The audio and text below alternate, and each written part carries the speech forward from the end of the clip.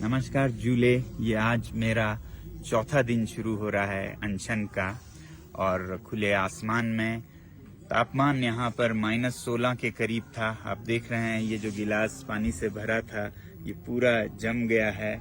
और इस गिलास में तो एक विज्ञान का अनुसंधान हो गया है। ये भरा हुआ था कल रात को, अब ये उठकर ऊपर हो गया है, यानी कि जमने पर पानी का परिमाण वॉल्यूम बढ़ जाता है। इससे दिखता है टेबल पर जो पानी गिरा वो सब जम के ऐसा हो गया है। ऐसे में हम अनशन कर रहे हैं, मगर सबसे हैरानी मुझे ये है कि आज तक जो मेन स्ट्रीम मीडिया है भारत की, उसने इस आंदोलन का जो उथल पुथल इस सीमा पर हो रही है इसका जरा भी जिक्र नहीं किया। सीमा पार से एक सीमा हैदर आती हैं तो उन पर सैकड़ों घंटे चर्चा होती है, मगर भारत, चीन और पाकिस्तान के सीमा पर लद्दाख, इस पर जीरो चर्चा है।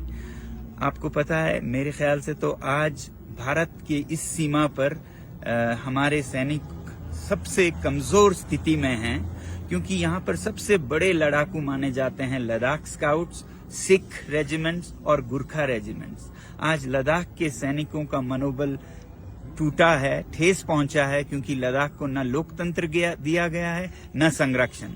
और दूसरी तरफ सिख सैनिकों का मनोबल भी कमजोर है, क्योंकि जो पंजाब में आंदोलन हो रहे हैं उसका असर उन पे भी पड़ता है। और गुरखा सैनिक तो अग्निवीर के चलते 4 साल को वो नकार रहे हैं, और वो अब उससे भी बुरा क्या हो रहा है कि चीन की सेना में भर्ती होने जा रहे हैं। तो वही सैनिक जो हमारे शक्ति थी, जिनके बारे में ये कहा जाता है कि अगर कोई कहे कि मुझे मरने से डर नहीं लगता तो वो या तो झूठ बोल रहा है या वो गुरखा है। आज वही गुरखा चीन की तरफ से हमसे लड़ेंगे। तो ऐसा उथल पुथल हो रहा है, मगर हमारी मेन स्ट्रीम मीडिया जरा भी चर्चा नहीं कर रही है। मेरी आपसे विनती है कि आप एक मीडिया बने और इन वीडियोस को शेयर करें और कहें इन हमारे भारत के मीडिया चैनल से, जो कि चौथी स्तंभ है, पिलर हैं डेमोक्रेसी के, कि वो अपना फर्ज निभाएं। मुझे नहीं समझ आता है वो रात को कैसे सोते होंगे इस तरह के दोगलापंथी में। मुझे उम्मीद है कि आप सब लद्दाख का समर्थन करेंगे, भारत की सीमा की सुरक्षा का समर्थन करेंगे, क्योंकि लद्दाख के संरक्षण में ही भारत की सुरक्षा है। धन्यवाद।